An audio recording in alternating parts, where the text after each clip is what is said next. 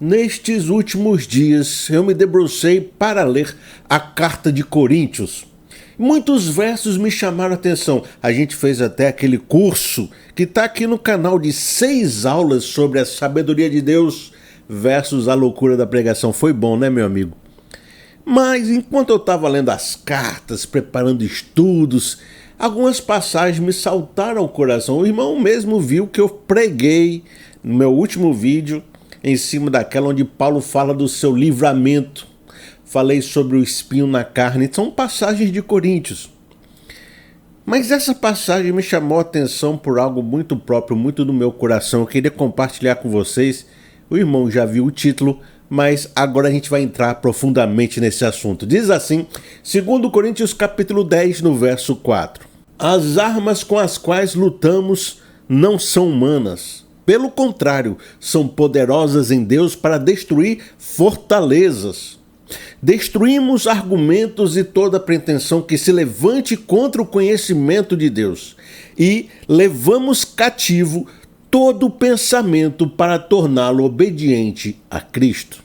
Os amigos sabem que uma força externa estava invadindo a igreja, um pensamento, ideologias, sabedorias humanas, argumentos. E Paulo disse, nós precisamos impedir que esses pensamentos minem a nossa fé, a cruz de Cristo, minem a igreja, minem o seu próprio ministério. Por isso nós vamos combater, enfrentar, destruir, levar cativo. Nós vamos se levantar contra esses pensamentos com armas poderosas e vamos subjugar e fazer esses argumentos, essas ideias e esses pensamentos obedecerem a Cristo. Por que essa passagem me chamou a atenção? É por causa dessas 3, 4 palavras aqui que diz assim: levamos cativo, levamos escravos, levamos a obediência, subjugamos todo pensamento. Porque os pensamentos são diversos, são múltiplos, são variados, mas todos eles devem ser levados cativos à obediência de Cristo. Por que eu citei essa frase? Porque ela faz muito sentido na minha vida, porque eu tenho muitos pensamentos. E pensamentos que se levantam na minha mente sem minha autorização. Eles me invadem, eles dizem, você vai ruminar sobre isso, você vai refletir sobre isso é o que eu quero falar. Olha só, eu estou aqui e aparecem e surgem e não me deixam um segundo na minha vida em silêncio mental. Não existe na minha vida aquela história de dizer assim, Felipe, o que você está pensando? Ah, não estou pensando em nada. Eu sempre estou pensando em alguma coisa. E sempre alguma coisa difícil, complexa, complicada, entremeada, ruminada, processada. É sempre assim uma atividade. É como se você fosse, meu amigo, um atleta que está fazendo um treino, mas esse treino nunca acabasse da hora que você acordasse, da hora que você dormisse. Era um treino que você tem que ficar fazendo o dia todo. Então minha cabeça, ela não para um segundo e é sempre processando. E nada que entra nela sai. O amigo já teve essa experiência? Se o amigo, por exemplo, se eu estou no trânsito, alguém chega, dá um grito comigo, faz alguma coisa que eu não gostei, aquela pessoa vai-se embora, nunca mais nem sabe que eu existi. Passa 15 dias eu ainda estou pensando naquela situação. Não aconteceu nada, ninguém morreu, mas a pessoa me falou assim de um jeito que eu fiquei impressionado. Eu fico processando. Por que eu falei aquilo? Eu estava certo, eu estava errado? Eu deveria ter respondido o quê? Se eu não tivesse respondido outra coisa... Por que as pessoas se comportam assim? Por que a raiva do ser humano sai desta forma? Ele tinha alguma coisa no coração? Será que ele estava passando um problema? Será que eu fiz alguma coisa que não estou percebendo? Agora pensa isso todos os dias, durante 15 dias depois que aconteceu aquela coisa. Porque as coisas entram na minha cabeça e não saem. Agora, a partir do momento que ela entra, você tem que dizer assim, agora tu vai ficar com essa coisa. E tu vai ruminar e processar e pensar e você vai acordar amanhã e ela ainda vai estar contigo. E veja, meu amigo, tanto de coisa que entra na nossa cabeça nesse mundo que se tornou acelerado, cheio de argumento, de filosofia, de ideologia, de trivialidades, de entretenimento, de política, de livros. Olha o tanto de livro que tem aqui. Tem uma outra estante aqui atrás da câmera. Tudo isso entra na minha cabeça e não quer sair, quer ficar vivo, conversando, se impondo, se levantando todo o argumento que se levante. E muitos deles não são cristãos. Agora, por que eu trago para você uma coisa que é minha? Por que eu estou falando com você algo que eu sinto, que eu passo, já que você não passa? Porque recentemente eu tenho percebido que aquilo que era uma exclusividade minha, por eu não conhecer pessoas que eram igual a mim, eu achava que eu era muito único. Que as pessoas tudo tranquila, pensando em nada, você pensava, chegava para o cidadão e dizia assim: meu amigo, isso, o que aconteceu com você lá? Como é que você está se sentindo? Aí a pessoa dizia: eu estou bem. Aí eu pensava assim, mas eu fiz uma pergunta desse tamanho e a pessoa responde: eu estou bem. Peraí, meu amigo, elabore aí, desenvolva o que aconteceu, conte a história, fala dos seus sentimentos. Não, pastor, tô bem. Como é que pode? Mas eu entendia que a pessoa realmente não tinha nada para contar, não estava sentindo nada, estava bem, e se você espremesse a laranja, não saiu o suco da laranja.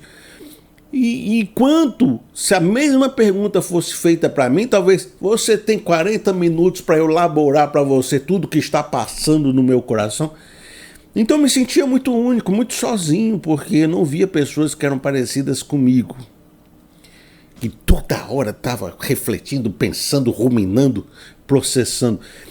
Mas recentemente, eu conhecendo pessoas que nunca tiveram isso, que sempre foi aquela pessoa que chegava em casa, desligava a luz, dormia, acordava, passava o dia, nem lembrava do que aconteceu, nem lembrava do que fizeram. As histórias do passado, tudo muda, porque nem lembra como era o passado de verdade. Vai esquecendo, ó, a mente sempre está fresca, lembra de nada, processa nada, sempre está numa paz grande.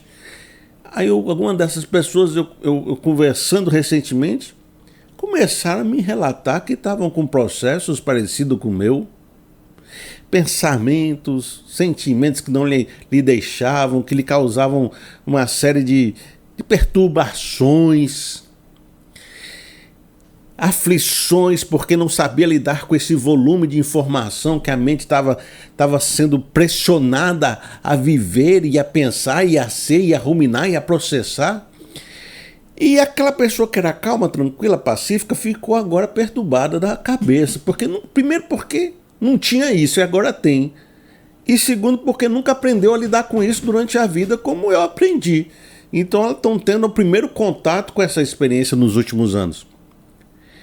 Então eu percebo que este mundo que se tornou acelerado, intenso, volumoso, ele injeta na nossa cabeça tanta informação, tantas questões, tantas urgências, tantos sensacionalismo, tantos conteúdos, tantas ansiedades, que pessoas que eram tranquilas com a sua mente são forçadas a receber um volume que nunca conseguiram lidar, e a mente entra no processo ansioso, angustiante para tentar processar isso, não sabe lidar com isso, e é como se desbloqueasse, quebrasse uma represa que agora a água vai fluindo, vai passando.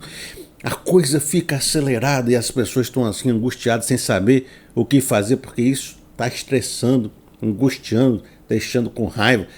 Você se torna a pior versão de você mesmo, porque você nunca consegue descansar. De novo, é como um atleta que vai acordar 5 da manhã e vai dormir 9 da noite sem ter um momento que ele pare de treinar. Dito isso, existe um problema maior. Um dos problemas que eu citei é o fato do pensamento entrar e não sair tão facilmente. Ele entra e depois ele fica conversando e fica dando um giro lá dentro e volta e parece que foi embora e retorna de novo, né? Algumas pessoas, talvez todas, ao longo de uma vida, vai adquirir algum tipo de trauma, algum tipo de passado que fez alguma coisa errada e que dói lembrar. de uma experiência ruim, uma relação complicada com o pai, por exemplo, e que todos nós temos alguma coisa dessa. Aí, aqui e acolá, uma pessoa normal, em um tempo normal, vai ter o Dia dos Pais, por exemplo, ela vai lembrar que tem uma relação complicada, vai ficar triste, um dia, dois. Mas aí vem a vida, vem o trabalho, vem o entretenimento, vem o futebol, vem a igreja.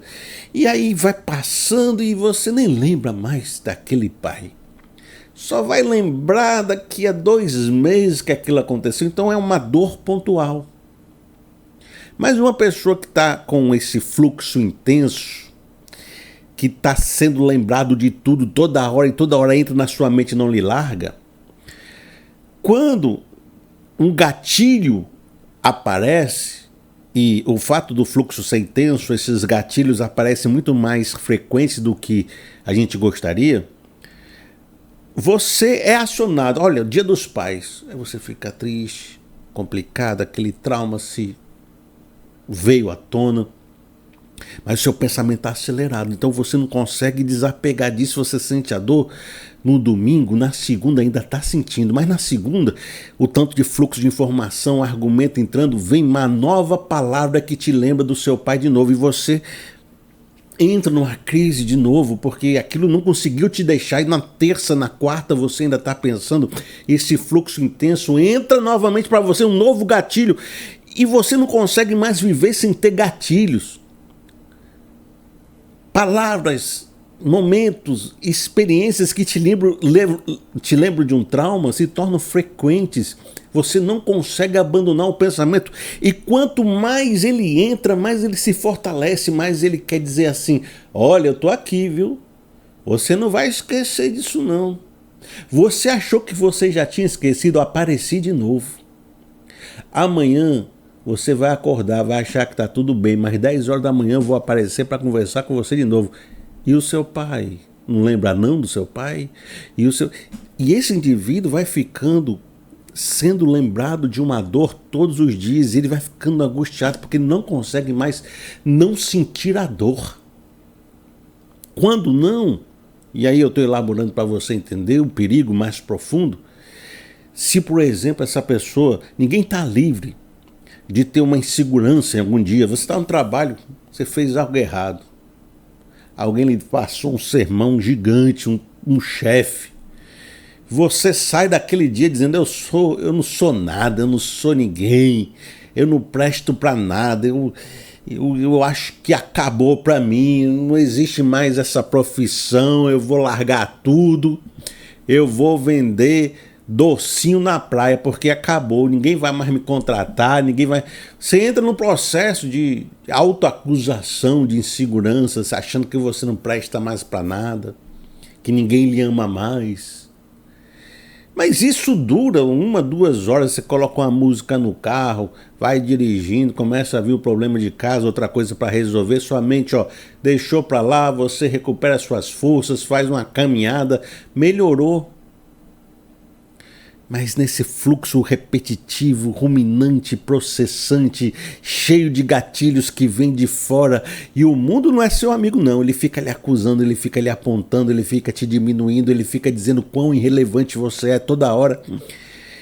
E aquele pensamento que era para ir embora não vai. E de repente você está aqui no seu dia a dia e vem aquela palavra: você não presta. Você diz: rapaz, eu já falei que eu sou legal, eu já fiz várias coisas, esse pensamento não me deixa. Eu não presto mesmo não, rapaz. Rapaz, eu não presto não. E fica voltando e ruminando e dizendo: eu estou aqui, eu não vou embora, eu não vou deixar você esquecer que você não presta, sendo que você presta.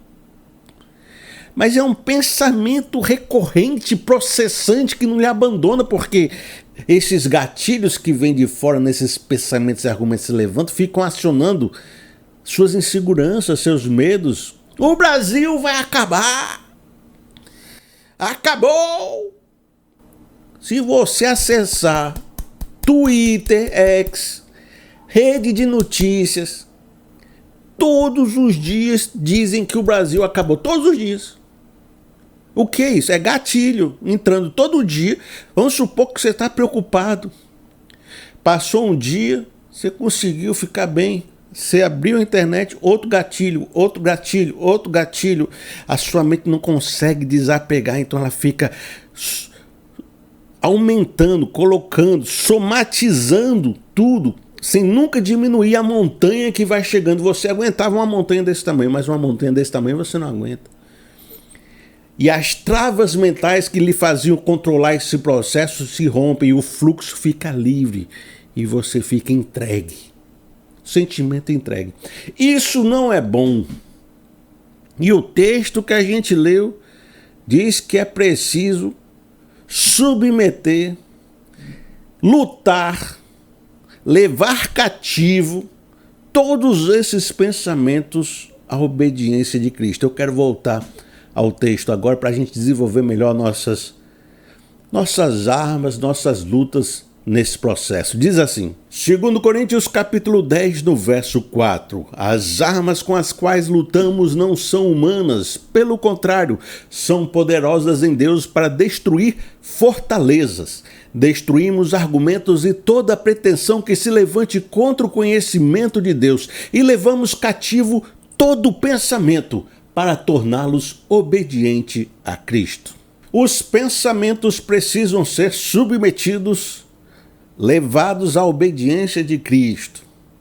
Perceba que esse texto vai dizer que não é uma tarefa fácil, porque a sua linguagem é uma linguagem de luta e de batalha. Veja só as palavras que a gente encontra no texto: armas, lutas, destruir fortalezas, levar cativo, torná-los obedientes. O linguajar é de batalha, é de enfrentamento, de forma que a gente compreende que se a gente vai vencer esse volume de pensamentos, essa aceleração, essa verdadeira opressão e fardo que afeta a nossa vida, causa inseguranças, medos e problemas e desequilíbrios emocionais, faz pessoas cometerem ações que não queriam cometer, mas não conseguiram resistir ao volume de pensamentos.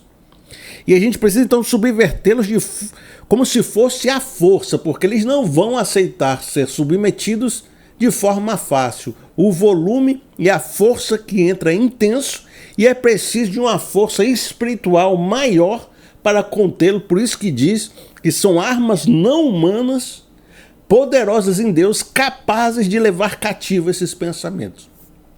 E esse texto gera para a gente uma reflexão. Se são armas não humanas que vão fazer esse processo, se são armas poderosas em Deus, isto significa que as armas humanas não são eficientes nessa luta?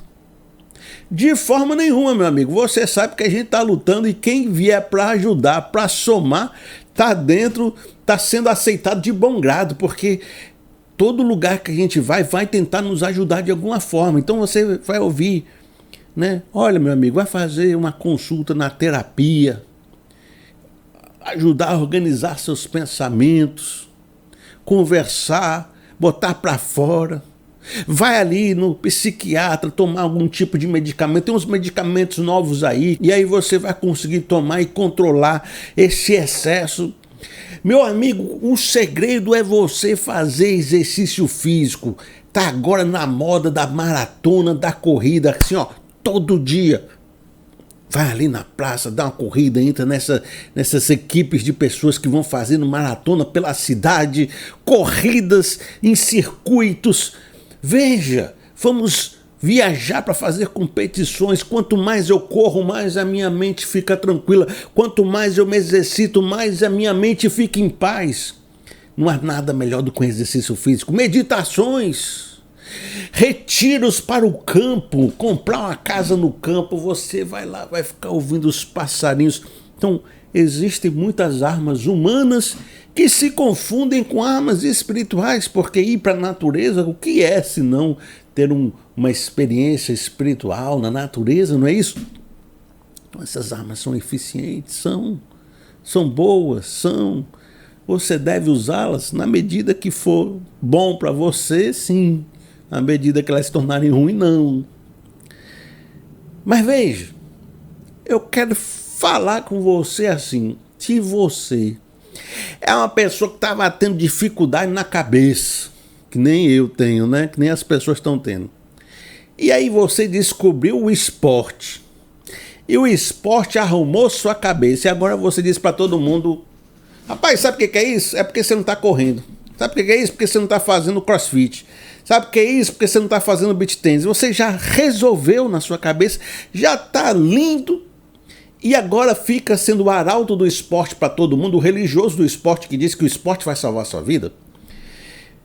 E eu estou falando de uma forma até positiva, não estou falando pejorativamente, não. Estou dizendo assim: se você conseguir encontrar a resposta e agora você diz que esta é a resposta e você está feliz, então esse vídeo não serve para você. Sabe por quê? Porque você já resolveu.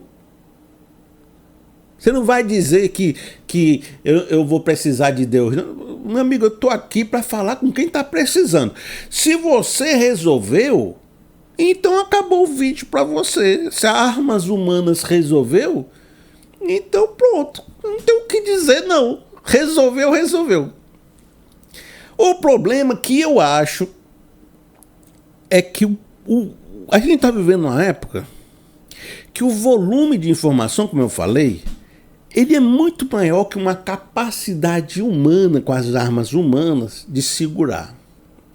O gerador de aceleração, ruminação e destruição o que causa o desequilíbrio mental, ele é maior do que as minhas forças de contê-lo.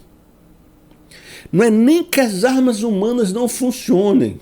Elas funcionam, elas só são insuficientes por causa do volume do mundo, como o mundo se tornou.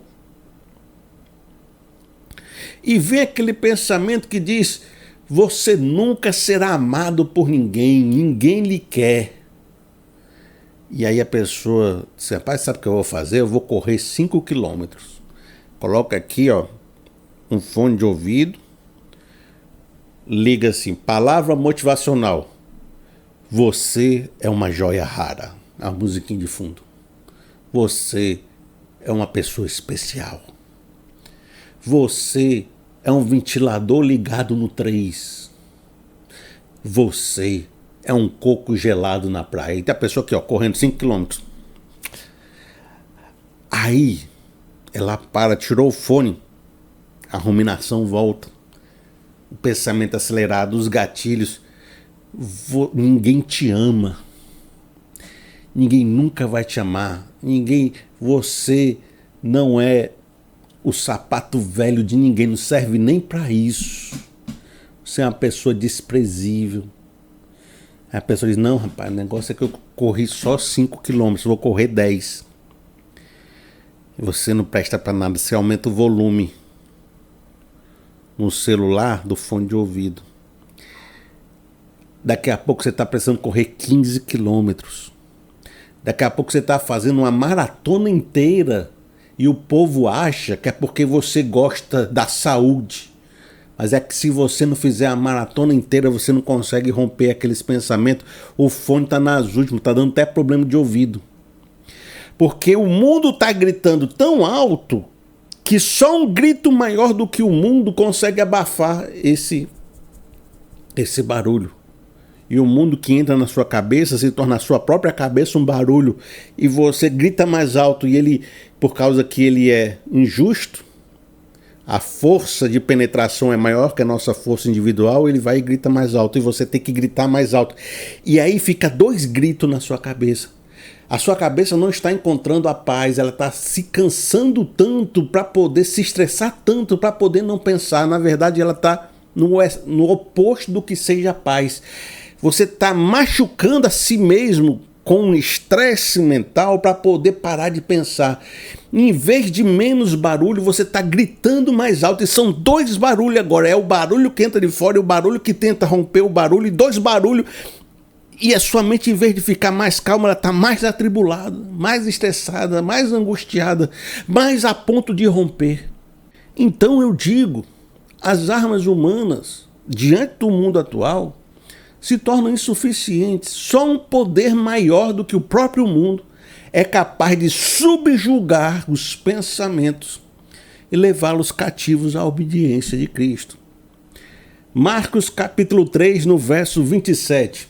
De fato, ninguém pode entrar na casa do homem forte e levar dali os seus bens sem que antes o amarre. Só então poderá roubar a casa dele. Esse texto está num contexto de batalha espiritual, de guerra espiritual, onde as pessoas acusavam Jesus de fazer expulsão de demônios pelo poder de Satanás, e Jesus vai falar que se Satanás expulsa Satanás, ele tem um reino dividido. Na verdade, o que acontece é que no reino de Deus um poder maior chegou e ele invade e assalta a casa do inimigo e rouba e resgata esses cativos da mão do inimigo, porque o seu poder, o seu homem forte, o valente, é mais forte do que o dono da casa. Então esse Satanás tem um domínio sobre as pessoas, mas o reino de Deus, a sua salvação invade esse domínio. Isso é muito Paulo fala também, né? Que invadindo o reino das trevas, do príncipe da potestade do ar, Cristo nos resgatou do império das trevas e nos levou para o reino do Filho do seu amor, a quem temos a redenção e o perdão dos pecados. Então, esse poder maior, que é o poder de Deus, armas não humanas, invadem o território do caos e das trevas e desses volumes opressivos e subvertem pela força, porque ele é mais forte do que o poder das trevas e do caos, e organizam e levam à obediência de Cristo. E você me pergunta, então, Felipe, já que eu estou comprando a sua ideia de armas não humanas poderosas em Deus, e a gente está falando de um sentimento bélico, de enfrentamento, quais seriam estas armas? E o outro texto de Paulo que nos dá uma descrição, pelo menos faz uma elaboração em cima disso, usando os mesmos termos bélicos, é o texto da armadura de Deus em Efésios. Pois a armadura de Deus, ele fala uma associação, uma metáfora com a armadura de um soldado do Império Romano. Como a gente está falando de enfrentamento espiritual, de uma luta, de uma força, de um exército de Deus, ele usa o exemplo de uma coisa muito comum, que era ver um soldado romano no meio da população, todo vestido na armadura. Ele vai dizer que cada elemento daquele é um elemento espiritual que nos protege, nos ajuda nessa batalha.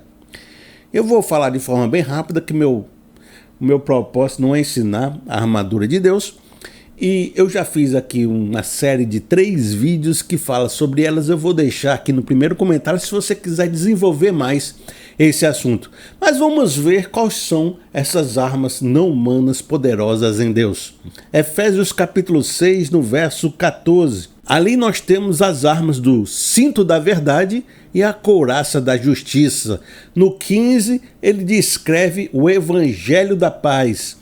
No 16, o escudo da fé. No 17, o capacete da salvação, a espada do Espírito, que é a palavra de Deus. No 18, com toda a oração e a súplica. Vou ressaltar 4 elementos. Primeiro, é preciso ter a presença do Espírito Santo, que é a presença de Deus e o poder de Deus no seu coração. É Ele que vai lhe ajudar a fazer essa subjugação dos pensamentos. É Ele que é o poder de Deus agindo em nós. Segundo, a verdade e a palavra de Deus, porque é na verdade a pedra angular, que é o próprio Cristo, que nós vamos discernir o que deve ficar como algo positivo e o que deve ser subjugado e subvertido. E essa palavra gera o escudo da fé, que é um verdadeiro escudo. Quando você se debruça na palavra e no poder do Espírito Santo, isso gera a crença e a fé e a confiança necessária para impedir que esses pensamentos ganhem poder sobre você. E finalmente o evangelho da paz. E esse eu quero que você segure e guarde no seu coração, que nós vamos voltar falar sobre esse evangelho que gera a paz.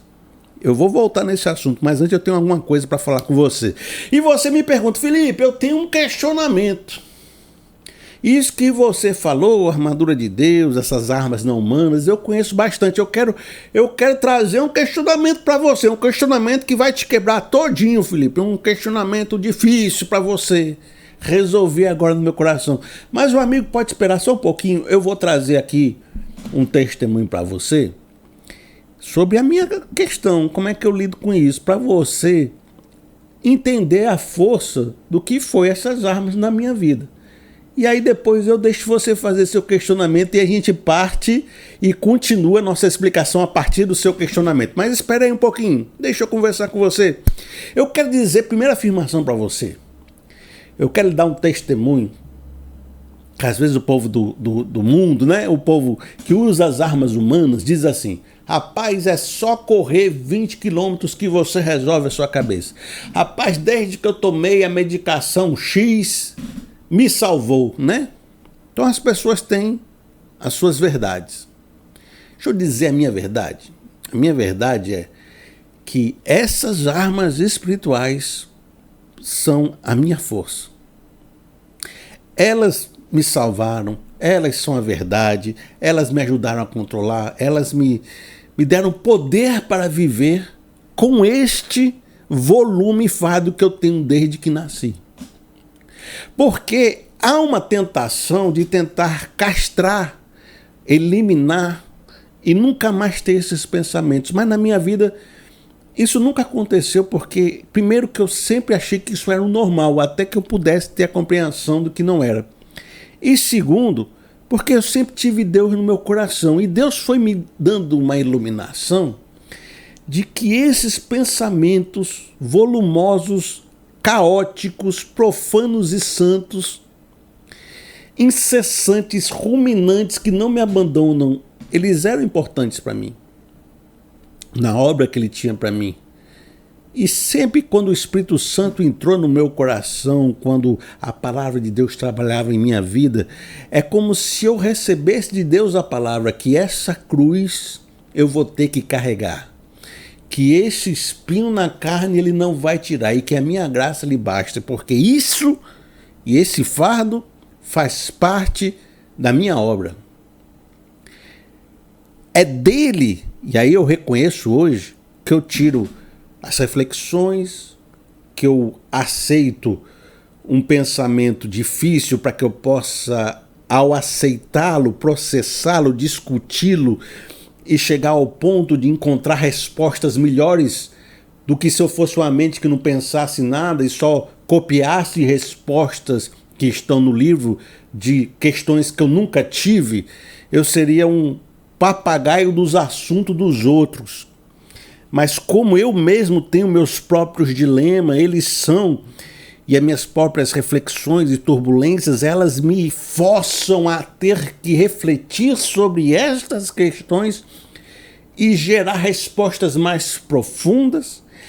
Não estou dizendo que você ache que essas respostas são mais profundas. Você pode achar que o meu conteúdo é super simples, mas para mim são profundas. E elas me forçam a crescer e me desenvolver para encontrar argumentações e levá-las à obediência de Cristo. E quando eu sou forçado a isso, eu cresço. Eu encontro palavras no meio dessa confusão que são fagulhas de Deus.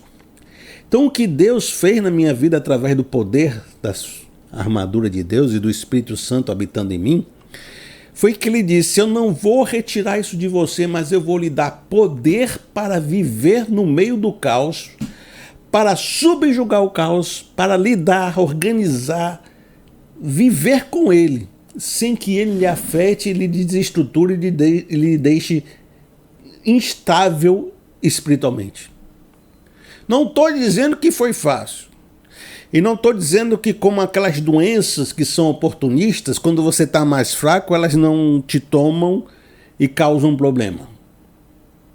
Você, às vezes, quando você tem uma doença oportunista em você, você tem que sempre estar mantendo a imunidade alta, né?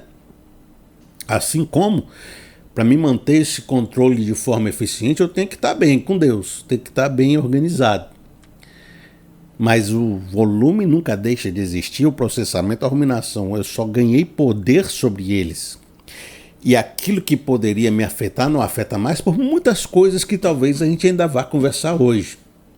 Mas eu quero dizer que na minha vida, Deus não retirou o caos, mas me deu poder através da armadura de Deus de conviver, orientar, retirar dele, transformá-lo em um fruto digno para o Evangelho, levá-los à obediência de Cristo.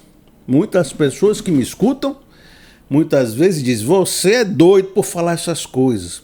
Ou dizem, você às vezes parece que não acredita, não crê, porque às vezes você vai na pregação, parece que você fala um negócio que a gente acha que ele vai se perder ali. Aí no fim da pregação você vê o que eu arrumei. E trouxe uma palavra superior àquela que estava antes. Então eu construo, destruo e construo de novo numa mesma pregação. Por quê? Porque a minha mente é assim. Não é porque eu estou fazendo uma estratégia de pregação. Cada vez mais na minha vida eu tento ser eu. E não ser um boneco montado para um mundo evangélico.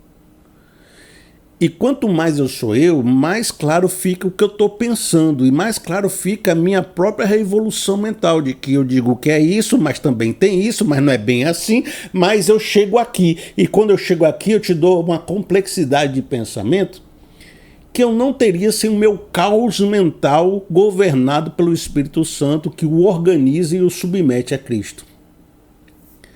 Então estou lhe dizendo como essas armas funcionou na minha vida. De repente eu estou te inspirando de alguma forma. Mas agora eu quero voltar ao seu questionamento. Felipe, eu já sou crente, mas sinto que também a religião, essas armas que você está citando, são insuficientes. Elaborando o seu questionamento, desenvolvendo o que você está me questionando é o seguinte. Você está dizendo, Felipe, você falou que as armas humanas que o homem pode fazer, elas funcionam, mas diante do volume lá fora, elas se tornam insuficientes porque o volume lá fora fica quebrando essa pequena capacidade humana de gerenciar isso. Eu, como já sou crente, eu concordo com as armas não humanas, com as armaduras de Deus. Mas se eu estou no seu vídeo até agora é porque eu ainda estou com esse processo acelerado, aflitivo, que se tornou um fardo e fica me fustigando a mente. E eu digo, embora eu acredite, embora eu já seja crente, embora eu pratique essas ferramentas não humanas, eu não consegui controlar esse processo de maneira que eu acho que as armas não humanas têm algum tipo de limitação diante do volume lá fora. Ou elas não estão sendo fortes o suficientes, ou está faltando alguma coisa nesse processo, porque mesmo sendo crente, mesmo praticando essas armas, eu estou com dificuldade de controlar, ou de superar, ou de suplantar esse processo. Bom, primeiro que o seu questionamento foi muito inteligente. Você é uma pessoa, sabe, que tem uma mente maravilhosa. Parabéns para você. De repente é o seu intenso fluxo de informação também está lhe gerando uma complexidade de pensar interessante. Então eu tenho para você duas respostas. A resposta clássica, que provavelmente você já ouviu por ser crente há muito tempo. Eu sei que eu converso com pessoas que são crentes há muito tempo. E uma resposta talvez que você já ouviu, mas não deu tanto valor, e eu vou reacender ela na sua mente, porque ela fica um pouco apagada diante dos barulhos que a gente escuta. São duas respostas. A primeira, a mais clássica. A mais clássica diz assim: amigo, embora sendo crentes, nós devemos viver um processo de santificação. Eu vesti a camisa do reformado agora. Eu vesti a camisa do tradicional. Ou seja, embora você já tenha praticado algumas ferramentas espirituais, já tenha a presença do Espírito Santo, já tenha uma vivência espiritual, é preciso mortificar sua carne, seus desejos carnais, suas vontades e desejos do seu ego, do seu eu, para entronizar aquilo que são os valores e a vontade de Deus na sua vida. E isso é um processo de santificação que é para a vida inteira, e quanto mais você se aprofundar nesse relacionamento com Deus e na sua espiritualidade, tanto mais você vai ganhar o poder para desenvolver esse controle. O problema é que lhe falta mais Deus, lhe falta mais santidade, lhe falta mais espiritualidade. Eu vou desenvolver um pouco melhor esse assunto com você com Marcos no capítulo 9, no verso 18 e 19. Você já conhece esse texto. O menino estava endemoniado, o pai pediu para os discípulos de Cristo expulsar aquele demônio.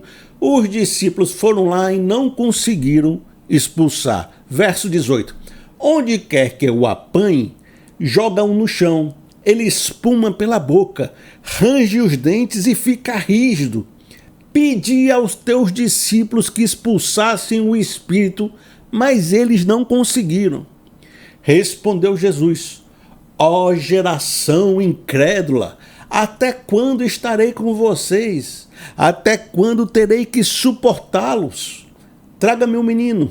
Os discípulos eram discípulos de Jesus. Ou seja, eles tinham o melhor pastor que alguém poderia ter. Tinham o melhor ensino que alguém poderia ter. Eles receberam autoridades para expulsar demônios em Marcos 6. Então não estão fazendo nada que não era da autoridade deles. Então, eles já eram crentes, já tinham autoridade espiritual, já tinham ensino, já tinham palavra, mas se defrontaram com uma situação que mesmo eles sendo crentes, não conseguiam resolver. Qual foi o diagnóstico de Jesus? Que essa geração ainda não tinha fé suficiente, era uma geração incrédula. Isso os discípulos inclusos. Não era só o pai, não era só a galera que estava em volta, eram os discípulos que não conseguiram expulsar o demônio, também lhe faltava a crença. Eles não criam o suficiente, não criam como deveriam crer e não manifestavam o poder como deveriam manifestar. Então, qual foi a solução de Jesus? Qual foi a maneira como qual Jesus resolve o problema da incredulidade? Diz assim, Marcos 9, no verso 28. Depois de Jesus ter entrado em casa, seus discípulos lhe perguntaram em particular: por que não conseguimos expulsá-lo? Ele respondeu: essa espécie só sai pela oração e pelo jejum. Como eu falei, essa é a resposta clássica. Jejum e oração. Quantas vezes você já ouviu isso, meu amigo? Mas da maneira como nós, evangélicos brasileiros, trabalhamos com jejum e oração, a gente acha que são mecanismos de feitiçarias, né? Se eu fizer jejum e oração, eu vou desbloquear coisas do céu que eu ainda não alcancei, porque elas são mais difíceis. Então, se eu fizer jejum de 3 dias misturado com a vigília de oração, mais 5 vezes isso é aquilo, você faz um feitiço e aí a coisa se manifesta. Mas não é um feitiço, não é um conjunto de regras que, se completado, libera a bênção. Mas se não, é uma fórmula. É um meio, é uma disciplina espiritual para você conseguir ser mais crente. Porque o problema é a incredulidade. A oração aumenta o seu relacionamento com Deus, lhe faz compreender e discernir melhor qual é a vontade de Deus para a sua vida. Porque uma vez que esse pessoal já tinha palavra, pois eram discípulos de Cristo, às vezes o que falta é compreender como essa palavra se manifesta no seu coração e na sua vida, porque a gente escutou 1000 sermões na vida, mas eles só introjetaram no nosso coração depois da nossa própria experiência de vida e relacionamento com Cristo. Então eu oro para discernir a vontade de Deus, para compreender o que Ele quer de mim, para convergir o meu coração, para entender o que eu estou pecando, para Ele sondar minha vida. Então, esse é um processo de se tornar mais crente.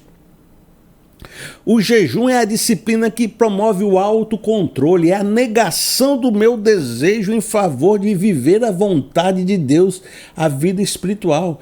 É convergir minha vontade para a vontade de Deus. Então, como é que eu posso ser mais crente? Vivendo um processo de santificação onde eu mortifico meus desejos carnais em prol de um pão espiritual. Então, todo esse processo não é um feitiço, mas é senão que um caminho de disciplina espiritual para lhe tornar para você ser mais crente. Porque o problema é a incredulidade. Então a gente pode adicionar outras ferramentas de disciplina espiritual, como fazer caridade, um ato de abnegação do que você tem para ajudar ao próximo. E isso lhe educa. Meditações, leitura da palavra, louvores, né? Então, muitas disciplinas espirituais que a gente faz, comunhão uns aos outros. Quer dizer, tem muitas disciplinas e práticas da fé que, ao a gente praticar, elas não são mandingas e feitiços. Elas são processos para que a gente vá internalizando o que é essa verdade da fé como experiência pessoal própria. Bom, essa é a primeira explicação, a explicação mais clássica. Mas eu disse para você que eu tinha uma segunda resposta.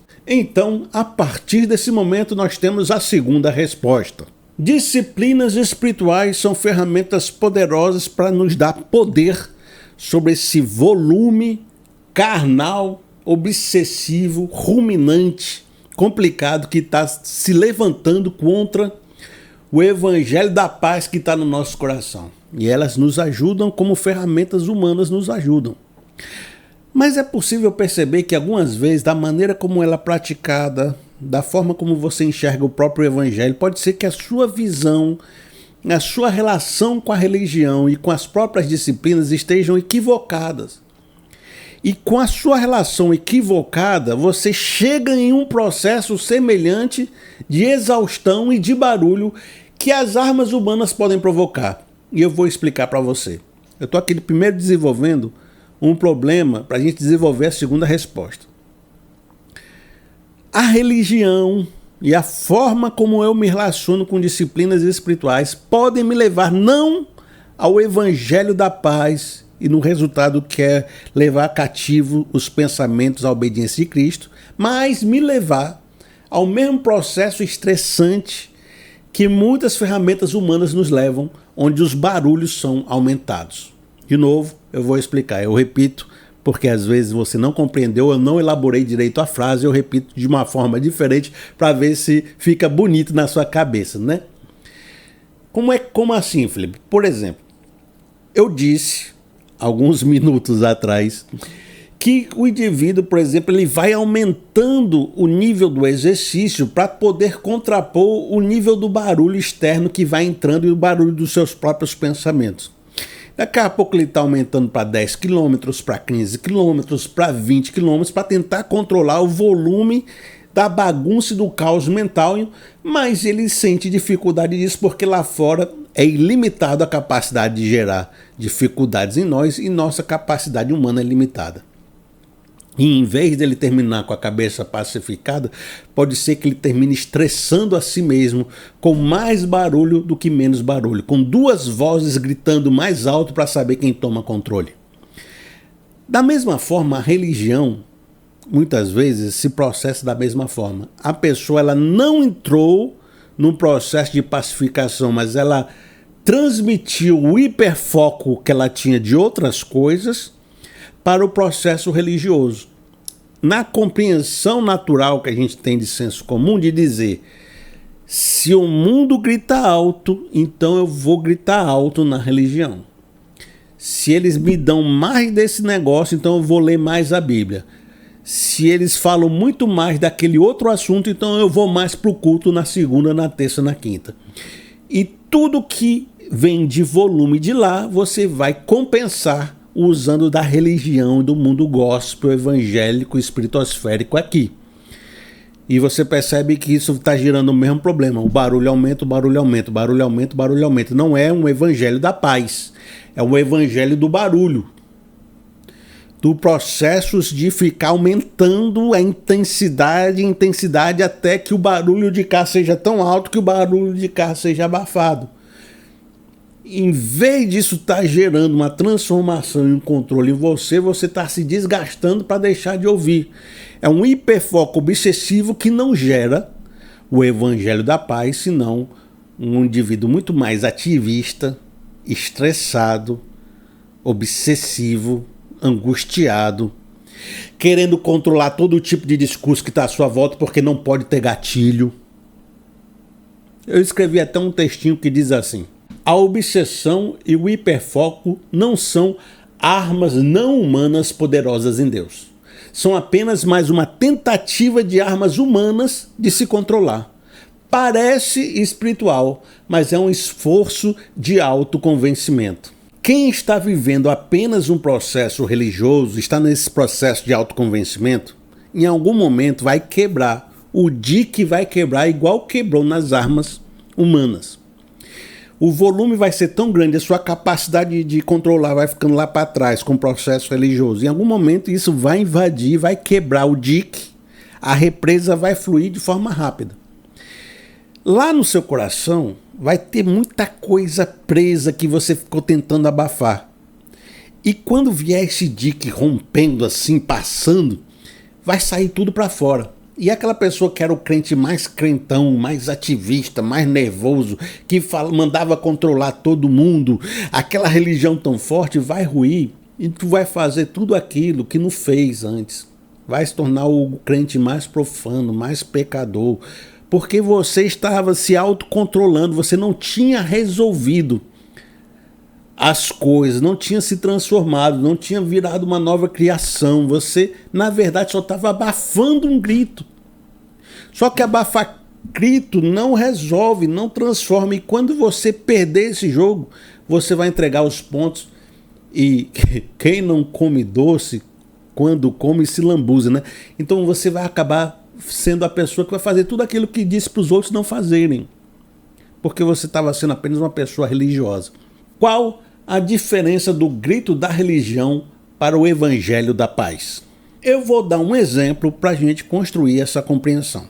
Eu falei lá no passado uma pessoa que tem um problema com o pai. E que o barulho fica dando gatilho.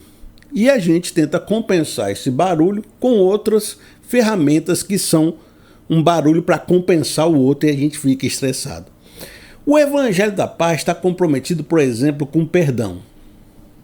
O evangelho vai dizer, olha, o que você precisa é ir diretamente para aquela pessoa que você está ferido e tentar uma reconciliação e liberar perdão e agir com graça e com misericórdia e resolver essa dor que lhe prende a um passado que só lhe faz mal. Então você precisa de um processo de cura interior. Você precisa perdoar a si mesmo, perdoar o próximo e se apropriar da graça de Deus sobre a sua vida e liberar. E talvez essa palavra nem seja tão certa, mas deixar que essa graça que chegou até você chegar até seu irmão, ainda que ele não tenha se arrependido. Sabe por quê? Porque não é uma questão de mérito.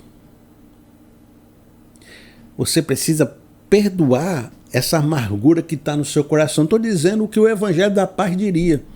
Mas o processo religioso, ele é baseado em mérito. Então, ele é baseado no indivíduo. Então você fica assim, eu não consigo perdoar, ele não merece o meu perdão, o que ele fez não tem perdão, ele é um verdadeiro demônio, e demônios não têm perdão, e eu não vou liberar perdão. Por quê? Porque no processo religioso, eu tenho o poder de perdoar e ser o juiz de quem merece o perdão. Eu tenho a posição de vítima que diz que o outro, e julgo se o outro merece ou não merece. E se ele não demonstrar ou não fizer por onde, ele não terá o meu perdão, porque sou eu que libero, porque eu sou o justo, sentado na posição do justo, julgando o injusto. Nesse processo eu fico assim, eu não consigo, então de repente eu tenho que esperar e amargar e tentar pensar em outra coisa e tentar seguir minha vida. No dia que ele me pedir perdão, eu perdoo, mas fica um processo no eu muito controlado. E você vai se enchendo de louvores, de pensamentos e de coisas espirituosféricas, mas nunca enfrenta isso que você tinha que enfrentar, que é liberar o perdão. Por que você tem que liberar o perdão? Porque você foi perdoado. de coisas que você não merecia. E você recebeu um amor que você não merecia. E de graça recebeis, de graça dai. Mas a religião não trabalha com graça, trabalha com mérito. E você, no processo religioso, esquece disso. No momento que você agir com graça, você se liberta desse processo e pode viver uma nova vida. Mas como você não se libertou, o gatilho fica acionando. E quantas vezes, eu estou dando só um exemplo. Quantas vezes eu vejo crentes velhos mesmo, 90 anos, cheio de coisa na vida, amargando, que nunca perdoou. Crente, né, discípulos. Tinha Jesus como pastor, recebiam a palavra de Jesus, tinham recebido autoridade para expulsar demônio, mas não conseguia expulsar aquele menino, porque embora sendo crente, ainda lhe faltava alguma coisa. Então, mesmo crente, eu vejo pessoas que nunca perdoaram o passado, não conseguem nem citar o passado. Qualquer gatilho vai deixar a pessoa na vala. Porque nunca enfrentaram o evangelho da paz, o evangelho da graça, que entenderam a sua condição pecadora e, ao entender a sua condição pecadora, conseguiram olhar para o outro como também um pecador e conseguiram ministrar a graça que receberam por compreender que ele também é um pecador. Embora possa haver processos de restauração de relacionamentos depois, o perdão ele é importante mesmo que não haja essa restauração. Então essa é a diferença do evangelho que gera paz do evangelho do grito da religião. Porque o evangelho que gera paz, ele lhe leva ao enfrentamento por meio da graça. Lutamos, levamos cativo a obediência. Porque o que você está forçando quando você luta? É gritar com lá fora? É forçar o seu sentimento carnal a ele sair do seu coração? Porque o discurso lá fora, como diz Tiago, que a cobiça humana, por exemplo, está falando da carne, né? O pecado encontra essa cobiça do coração, ganha força e gera a morte. Então, se eu elimino o problema do meu coração, quando vem a tentação, ela não tem força. E o que eu estou dizendo para você é isso. Se você resolver de frente, então a luta contra esses argumentos é uma luta externa, sim, mas também é uma luta interna contra aquilo que o gatilho aciona. Se eu sou uma pessoa que não consigo nunca lidar, eu nunca estou satisfeito, eu sempre quero mais, eu tenho problemas de nunca estar contente, sempre estar precisando de mais dinheiro, de mais sexo, de mais aquilo, eu estou desregulado de uma forma que qualquer gatilho que vem de fora gera um processo em mim que desorganiza tudo. E como o volume está grande, eu estou sempre desorganizado. Então, o evangelho da paz precisa entrar com contentamento no coração de forma tal, enfrentando isso de forma direta, de forma que você compreenda que Deus é o suficiente na sua vida, que o gatilho não tenha mais força. Então é um processo de luta muito interna para desarmar as armadilhas que o gatilho aciona. Você tem muito medo do que acontece lá fora, dos governos que se levantam, dos políticas, das ideologias, das afirmações exageradas que vão dizer que a sua vida não tem mais como continuar daqui para frente. Mas o evangelho da paz fala de um Deus que é soberano, soberano sobre todas as nações, e que as nações não agem senão sob o cabresto do próprio Deus. E se algumas coisas acontecem no mundo que nós não temos compreensão, saiba que Deus a tem. E que Deus vai pedir justiça de cada nação dessa no seu tempo apropriado. E que mesmo que o mundo pareça estar vencendo, o evangelho sempre encontra o seu caminho e as coisas sempre voltam para o controle de Deus. E ainda que pareça que tudo vá ao chão, ainda há a esperança da segunda vinda. Então, Nada sai do controle de Deus. Quando você entende isso, você diz: não sou eu que tenho que resolver o problema deste mundo, senão que eu faço a minha cruz e a minha parte, e este mundo está na soberania de Deus. Por isso eu entrego essa preocupação para Deus, por crer em Deus e não porque eu estou crendo na minha capacidade. Então a forma como eu me relaciono com as disciplinas espirituais podem estar me adoecendo no processo religioso e não me levando a um estado onde eu compreendo o evangelho da paz. Não é mais barulho, mas é mais entrega para Deus. Não é gritar que o evangelho vai vencer e fazer passeata e dizer para todos os lados que nós estamos vencendo, fazer mais barulho, mas senão que entender que não é o seu barulho que resolve alguma coisa, senão que é entregando esse controle para Deus, que é dele o agir. É o poder dele que vai realizar. O amigo entendeu. O verdadeiro evangelho da paz é aquele que gera paz e não uma obsessão do hiperfoco, do grito mais alto. Mas para gerar paz é preciso uma compreensão mais profunda, um convergir do coração para verdades muitas vezes esquecidas e que levam você a negar a si mesmo, a viver o contentamento, a receber a graça, a distribuir a graça e a perceber a soberania de Deus. Quando você entende que o destino final, o alvo final do processo das disciplinas espirituais é lhe tornar mais parecido com Cristo e não mais vencedorzão segundo a sociedade, talvez o seu modo de agir mude e as mesmas disciplinas comecem a ficar mais eficientes. Eu não tenho como introjetar essa verdade dentro de você empurrando, porque senão eu seria como o próprio mundo injetando coisa na sua cabeça e lhe fazendo ficar acelerado. Mas eu posso lhe dar esta fagulha de direção, dizendo que isso funcionou na minha vida. E dizendo que pelo poder de Deus, mesmo que você nunca perca os pensamentos, ele pode, obsessivos, ou grandes, ou recorrentes, ou ruminantes, incessantes, mas que Deus pode transformá-los para algo bom, obedientes a Cristo. Ou pode retirar deles a capacidade de lhe perturbar emocionalmente e de te levar para lugares difíceis, complicados, em que você desacredita da própria vida e de si mesmo.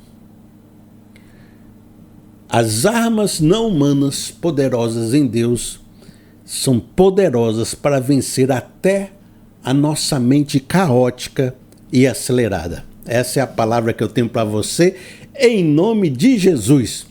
Meu amigo, se você quiser me abençoar com uma oferta, meu Deus, que está sendo muito providencial, sabe? Os irmãos que me ajudam são assim, irmãos, são uns queridos, né? Irmão, você que me ajuda é um querido, sabe? Você, assim, tem me ajudado tanto. Porque às vezes o dinheiro que a gente recebe fazendo aqui as atividades do YouTube e outras questões não é o suficiente. Mas aí Deus levanta uns irmãos como vocês que receberam uma graça e diz assim: rapaz, eu vou abençoar o irmão Felipe, porque ele me abençoa. Outras pessoas não têm me abençoado, têm me abençoado também, eu não tenho me abençoado tanto, mas eu dou o testemunho de que o irmão Felipe me abençoou, então eu vou ajudar. E essas pessoas vão e ajudam, e eu digo, meu irmão, faz diferença. Tem sido muito importante, tem sido providencial a sua ajuda. Por isso, meu amigo, se você quiser me abençoar através do Pix, não se constrange. O Pix é a chave Pix, né? pr.felipeseabra@gmail.com. Lembra que tem esse pontinho aqui, porque se você não botar esse ponto, vai para outra pessoa, porque tem gente que cria e-mail de todo jeito, né? Então, ó, pr.felipe com E, né? felipeseabra@gmail.com. E quando você fizer, lembre-se de verificar se a conta é no Nubank e se o nome que aparece é Felipe Rodrigues Seabra. Se não apareceu o nome Felipe Rodrigues Serba, não tá vindo para mim. Alguém criou um e-mail malicioso aí ou você digitou errado. Tá certo? Combinado? Que Deus te abençoe profundamente e até o nosso próximo vídeo. Até mais.